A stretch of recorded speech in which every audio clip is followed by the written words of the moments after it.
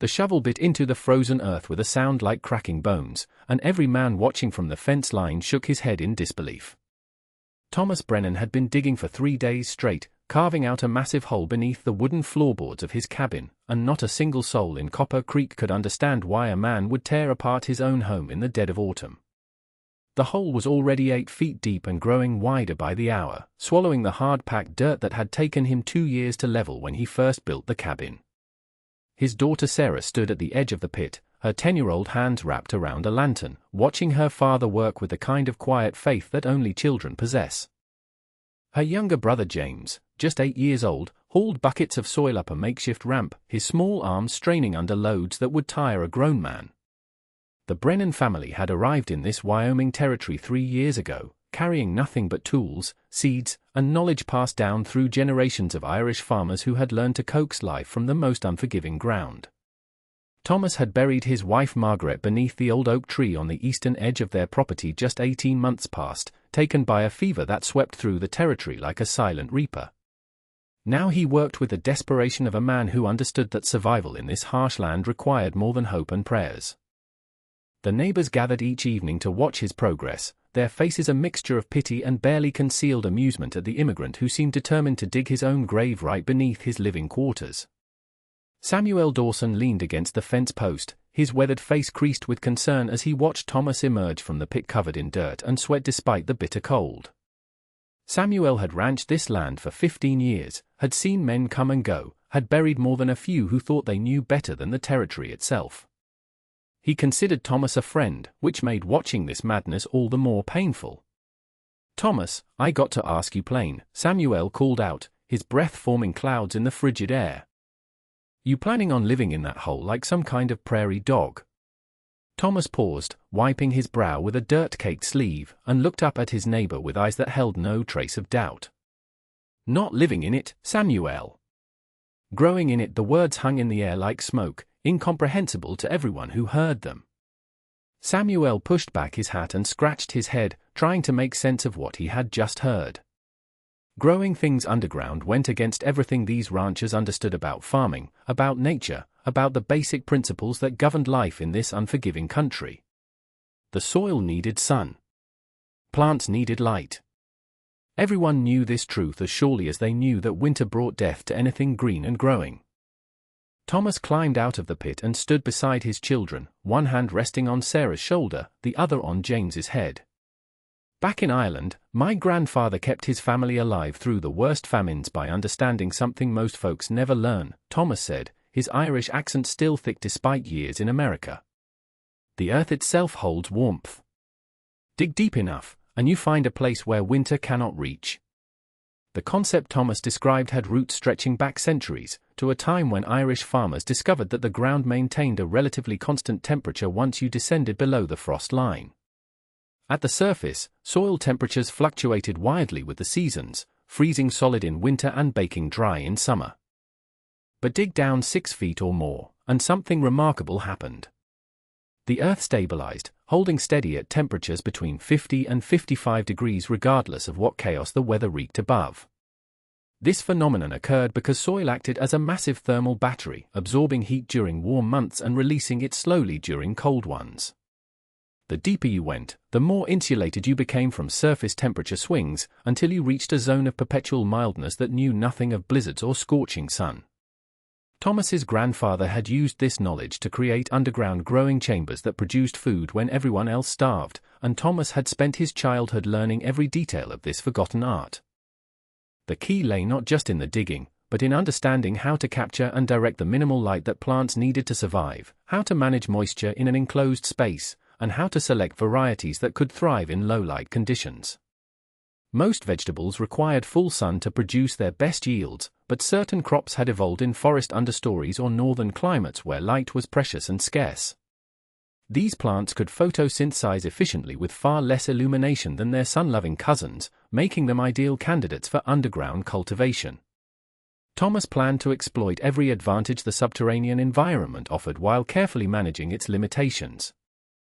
The construction required precise engineering that Thomas had mapped out in his mind long before the first shovel struck dirt. The underground chamber would extend beneath his cabin in a series of interconnected rooms, each designed for a specific purpose. The main growing area would measure 20 feet long by 15 feet wide, with ceilings tall enough for a man to stand upright and tend his crops without stooping. Along the southern wall, Thomas planned to install a series of angled shafts that would channel daylight down into the chamber, bouncing it off whitewashed surfaces to maximize every precious ray. These light wells would be narrow enough to prevent significant heat loss but wide enough to admit meaningful illumination during the short winter days. The floor would slope gently toward a central drainage channel that would carry excess water to a collection basin, preventing the soggy conditions that bred mold and rot in enclosed spaces. Thomas had calculated the ventilation requirements based on the number of plants he intended to grow, knowing that too little air exchange would allow carbon dioxide to build up while too much would rob the chamber of its carefully hoarded warmth. Small vent pipes would rise through the cabin floor, their openings concealed beneath furniture, allowing stale air to escape and fresh air to enter without creating drafts that would chill the growing beds. Every element of the design served multiple purposes, conserving heat while managing moisture, directing light while maintaining structural integrity. Sarah listened to her father explain these details each night after supper, her young mind absorbing knowledge that seemed almost magical in its complexity. The town of Copper Creek had seen its share of eccentric newcomers over the years, but Thomas Brennan's underground excavation quickly became the primary topic of conversation at every gathering place within 20 miles. At the general store, men debated whether the Irishman had lost his mind from grief over his wife's passing or whether he had always been touched in the head and had simply hidden it well until now. The women whispered concerns about those poor Brennan children, forced to labor alongside their father on his fool's errand instead of attending the small schoolhouse that operated 3 days a week in the back of the church. Martha Dawson, Samuel's wife, brought food to the Brennan cabin twice that first week, using the charity as an excuse to peer into the growing pit and assess the situation for herself. She found Sarah and James in good spirits, their clothes dirty but their eyes bright with purpose, and she reported back to the other women that whatever madness had gripped Thomas Brennan, it had not yet infected his offspring with despair. The children spoke of their father's project with genuine excitement, describing the underground garden as if it were a treasure cave from a storybook rather than a muddy hole beneath their home. Martha noticed the careful drawings pinned to the cabin walls, detailed sketches showing cross-sections of the planned chamber with measurements and annotations in Thomas's careful hand. She noticed too the collection of seeds stored in labeled jars on a high shelf, varieties she did not recognize alongside familiar names like carrot, lettuce, and tomato. Whatever Thomas Brennan was attempting, he had clearly thought it through with more care than his neighbors assumed, and Martha found herself wondering if perhaps they had all been too quick to judge a man they did not fully understand. The digging continued for 2 more weeks, and Thomas worked from before dawn until after dark, his children rotating shifts to help him move the mountain of earth that accumulated beside the cabin. The chamber took shape slowly, its walls squared and smoothed with the flat of the shovel, its floor leveled with a precision that surprised the neighbors who occasionally peered down into the growing void. Thomas had reinforced the ceiling with thick timber beams salvaged from a collapsed barn 3 miles distant, trading 2 days of fence repair work for the weathered wood that would hold the weight of his cabin floor above. The beams spanned the width of the chamber at regular intervals, their ends seated in notches carved into the earthen walls and braced with vertical posts that transferred the load down to the bedrock below. Between the beams, Thomas laid planks of pine, creating a ceiling that was also his floor, the boards fitted tightly together to prevent dirt from sifting down onto the growing beds he would soon construct. Sarah had taken charge of whitewashing the walls, mixing lime with water in an old bucket and applying the bright coating with a brush made from horsehair tied to a stick. The white surface would reflect every bit of light that entered the chamber, bouncing it from wall to wall until even the darkest corners received some illumination. James focused on hauling the endless buckets of soil, his small body growing stronger with each passing day, his complaints fading as he began to understand that his labor served a purpose greater than mere obedience to his father's commands. The family worked in a rhythm that required few words, each member anticipating the needs of the others, moving together like parts of a well-maintained machine. The light wells proved to be the most challenging element of the construction, requiring Thomas to cut through the cabin floor and install angled shafts that would capture sunlight and direct it downward into the chamber. He built these channels from thin boards, their interiors coated with the same whitewash that covered the chamber walls, their angles calculated to catch the low winter sun as it arced across the southern sky. The shafts emerged through the cabin floor near the southern windows, where they could gather light without requiring separate openings in the roof that might leak during rain or snow. Thomas fitted each shaft with a simple wooden cover that could be removed during daylight hours and replaced at night to prevent heat from escaping through the openings. The system was crude by any sophisticated standard, but it represented the accumulated wisdom of generations who had learned to work with limited resources and harsh conditions. When Thomas removed the covers for the first time and watched sunlight stream down into his underground chamber, painting bright rectangles on the whitewashed walls, he felt a surge of emotion that nearly brought him to his knees.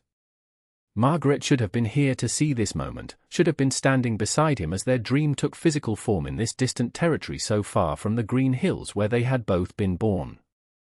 He allowed himself a moment of grief, then pushed the feeling aside and returned to work, knowing that the best way to honor his wife's memory was to ensure their children never knew the hunger that had driven them from Ireland in the first place. Samuel Dawson appeared at the cabin one evening as Thomas was constructing the raised growing beds that would hold his precious soil mixture. The rancher descended the ladder into the chamber and stood in silence for a long moment, his eyes adjusting to the dim light, his expression unreadable beneath his weathered hat. "I got to admit, Thomas, this is not what I expected," Samuel finally said, his voice echoing slightly off the whitewashed walls. "Expected a hole in the ground. This here looks almost like something." Thomas smiled and gestured toward the growing beds that lined both long walls of the chamber, their frames built from scrap lumber and filled with a carefully prepared mixture of soil, composted manure, and decomposed leaves.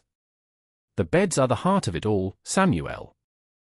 Get the soil right, and the plants will forgive you many other mistakes." Samuel walked along the row of beds, running his fingers through the dark, rich soil that smelled of earth and life rather than the dead clay that covered most of this territory. "Where did you get dirt like this?" "Ain't nothing around here grows in soil this fine." Thomas explained how he had spent the past 2 years preparing this mixture, collecting manure from his small herd of cattle, gathering leaves from the cottonwood grove by the creek, mixing and turning and waiting while invisible creatures broke down the raw materials into something plants could use. The process required patience that most settlers lacked, the willingness to invest years of effort before seeing any return, but Thomas had learned from his grandfather that good soil was worth more than gold to a man who understood its value. Samuel listened with growing interest, his skepticism slowly giving way to curiosity as he began to grasp the scope of what Thomas had undertaken. The planting began in late November, when the first serious snows had already blanketed the territory and most families had resigned themselves to months of preserved foods and careful rationing. Thomas descended into his chamber each morning with Sarah and James, the three of them working by lantern light to prepare the beds and set the seeds that would determine whether his theories proved true or false. He started with lettuce, knowing that this leafy crop required less light than most vegetables and would germinate quickly in the stable temperatures of the underground environment. The seeds went into shallow furrows spaced for inches apart, covered with a thin layer of fine soil, and watered gently with liquid that Thomas had warmed by the cabin stove to avoid shocking the dormant embryos within. Next came the carrots, their tiny seeds mixed with sand to ensure even distribution, planted in beds that Thomas had loosened to a depth of 12 inches to accommodate the long taproots that would develop over the coming months.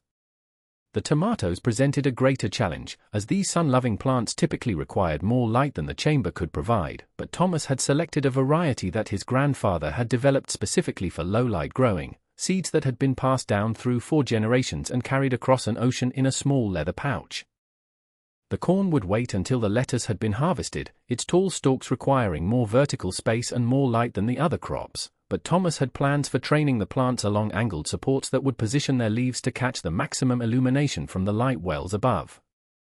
Sarah kept careful records of each planting in a journal her mother had given her before the fever struck, noting the date, the variety, the location in the chamber, and any observations about the soil or conditions that might prove useful in future seasons.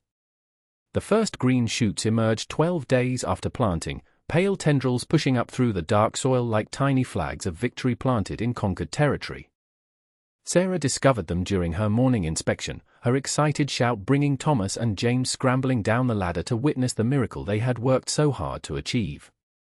The lettuce seedlings stood in neat rows, their seed leaves spread wide to catch the dim light filtering down from the shafts above, their stems already showing the pale green color that indicated healthy growth. Thomas knelt beside the bed and examined each seedling carefully, checking for signs of disease or weakness, finding none. The chamber temperature held steady at 53 degrees, exactly as he had predicted, warm enough for growth but cool enough to prevent the bolting that would turn lettuce bitter and unusable. The soil moisture remained consistent without additional watering, the enclosed environment preventing the evaporation that plagued surface gardens and required constant attention from the gardener. James touched one of the tiny plants with a gentle finger, his face filled with wonder at this proof that his father's strange project might actually succeed. "Pa, does this mean we'll have salad for Christmas?" the boy asked, and Thomas laughed for the first time in months, the sound echoing off the whitewashed walls like music. "If these plants keep growing like they should, we'll have salad for Christmas and New Year's and every day until spring," Thomas replied, pulling both children close in a rare embrace that acknowledged the magnitude of what they had accomplished together. Word of the Brennan sprouts spread through Copper Creek like wildfire through dry grass, and within days a steady stream of visitors found excuses to stop by the cabin and request a look at the underground wonder. Thomas welcomed them all, understanding that seeing was believing and that his family's long-term success in this community depended on transforming skeptics into allies. He led groups of curious ranchers down the ladder into his chamber, showing them the rows of growing lettuce, the emerging carrot tops, the tomato seedlings that had just begun to unfurl their distinctive leaves. The visitors asked endless questions, most of which Thomas answered with patience and detail, explaining the science behind soil temperature, the importance of proper drainage, the techniques for maximizing limited light. Some men nodded thoughtfully, their practical minds recognizing the logic behind methods that had initially seemed like madness. Others shook their heads and declared the whole enterprise unnatural, a violation of the proper order that would surely end in disaster. Samuel Dawson became Thomas's most vocal defender, telling anyone who would listen that he had seen the underground garden with his own eyes and that the Irishman clearly knew things about growing food that the rest of them had never considered.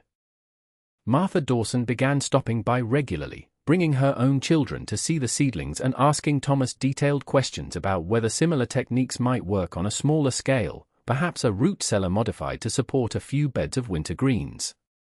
The community's attitude shifted gradually from mockery to curiosity to something approaching respect, though plenty of holdouts remained convinced that the first hard freeze would somehow penetrate the earth and destroy everything Thomas had built.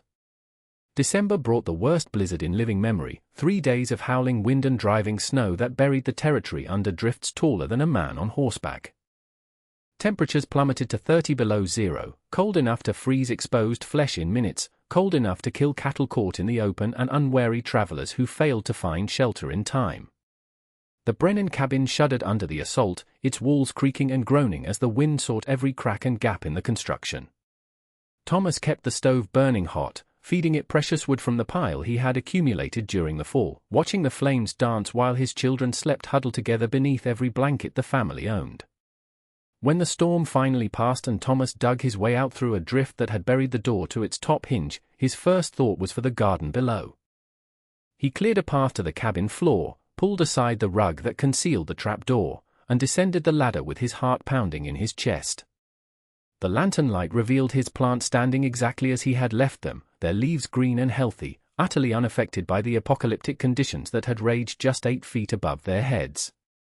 The chamber temperature had dropped only 2 degrees during the entire storm, the massive thermal mass of the surrounding earth absorbing the cold and releasing stored heat to maintain the stable environment that made growth possible. Thomas stood among his vegetables and wept, the tears freezing on his cheeks as they fell, his body shaking with relief and gratitude and the overwhelming realization that his grandfather's knowledge had proven true even in conditions more extreme than anything Ireland had ever produced. The harvest began in January, when families throughout the territory had long since exhausted their stores of fresh vegetables and resigned themselves to months of dried beans, salted meat, and whatever preserved fruits they had managed to put up during the brief growing season. Thomas cut the first heads of lettuce with a knife that had belonged to his wife, the blade slicing cleanly through crisp stems that released a fresh green scent into the underground air. Sarah arranged the harvested heads in a basket lined with clean cloth, her movements careful and reverent, treating each lettuce like the precious treasure it truly was. The family ate salad that night, the fresh leaves dressed simply with a bit of bacon fat and vinegar, and Thomas watched his children's faces as they tasted something they had not experienced since the previous summer. James closed his eyes and chewed slowly, savoring each bite, while Sarah declared it the best meal she had ever eaten despite its simplicity. Thomas set aside a portion of the harvest and carried it to the Dawson homestead the following morning, presenting the fresh greens to Martha as thanks for the kindness she had shown his family during their difficult first months in the territory. Martha stared at the lettuce as if Thomas had handed her a chest of gold coins, her eyes filling with tears as she realized that this impossible gift represented something far more valuable than mere food. The Dawsons shared their salad with 3 neighboring families that evening, spreading the evidence of Thomas's success throughout the community and sparking conversations that would reshape how these ranchers thought about surviving the brutal Wyoming winters. By February, the underground garden had become the most talked-about wonder in 100 miles, drawing visitors from distant homesteads who had heard rumors of the Irishman growing vegetables beneath the snow. Thomas harvested carrots that emerged from the soil bright orange and perfectly formed, their flavor intensified by the slow growth in cool conditions, sweeter than anything the summer gardens had produced. The tomatoes ripened gradually on their trained vines, each fruit a miracle of red amid the endless white that covered the world above. Thomas had planted succession crops throughout the winter, starting new lettuce beds every 2 weeks to ensure a continuous supply, and the chamber now resembled a lush underground oasis that seemed to belong to a different world than the frozen wasteland outside. He gave freely of his harvest, sharing with neighbors who had mocked him and strangers who arrived with but curiosity and empty bellies. He taught anyone to listen, explaining the principles that made underground growing possible, sketching diagrams of chamber construction, sharing seeds from his precious collection with families who promised to try the techniques themselves. Sarah had filled 3 journals with observations and records, creating a detailed guide that would allow others to replicate her father's success without making the mistakes that came from ignorance. James had grown 2 inches since the project began, his body fueled by fresh vegetables that provided nutrients unavailable to children whose families relied solely on preserved foods. The Brennan family had not only survived the worst winter in memory but had thrived, emerging stronger and healthier than their neighbors who had followed conventional wisdom and suffered for their adherence to tradition. Spring arrived late that year, the snow lingering well into April before finally releasing its grip on the frozen land. Thomas emerged from his cabin one morning to find Samuel Dawson waiting with a delegation of ranchers, their faces serious but not hostile, their postures suggesting purpose rather than confrontation. "Thomas, we been talking," Samuel began, removing his hat and turning it nervously in his calloused hands. "We figure we owe you an apology for the things we said when you started this fool project of yours." Turns out it wasn't so foolish after all. Thomas smiled and invited the men inside, where Sarah served them coffee made from the last of their winter stores while James proudly showed off the latest harvest from the underground chamber. The ranchers had come with a proposal, a plan to establish a cooperative growing operation that would allow multiple families to benefit from Thomas's knowledge without each having to construct their own underground facility. They offered labor, materials, and a share of their cattle in exchange for Thomas's guidance in building a larger community chamber that could feed the entire settlement during future winters. Thomas listened carefully, asked questions about logistics and commitment, and finally agreed to lead the project on the condition that every participating family learned the underlying principles rather than simply following his instructions blindly. He wanted to create not just a garden but a tradition, a body of knowledge that would persist long after he was gone and protect generations of children from the hunger that had driven his own family across an ocean in search of survival. The men shook hands on the agreement, and work began the following week on what would become the largest underground growing facility in the territory, a testament to one immigrant's refusal to accept that the old ways were the only ways. 10 years later, the Brennan underground agricultural method had spread throughout Wyoming and into neighboring territories, transforming how frontier families approached the challenge of winter food production. Thomas had written a small book describing his techniques, printed in limited quantities by a publisher in Cheyenne who recognized the value of practical knowledge that could save lives. Sarah had grown into a young woman who taught classes on underground growing at the Territorial Agricultural College, her mother's journals forming the foundation of a curriculum that combined scientific principles with practical experience.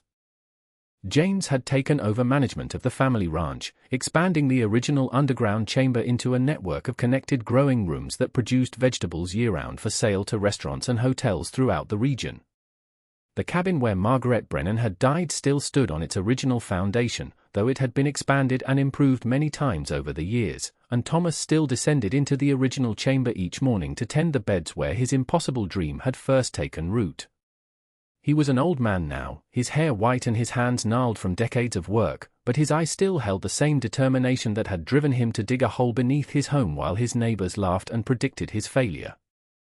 The community that had once mocked him now celebrated him as a pioneer, a visionary who had seen possibilities where others saw only impossibility, and his children and grandchildren carried forward a legacy that would endure long after the last person who remembered the original underground garden had passed from the earth.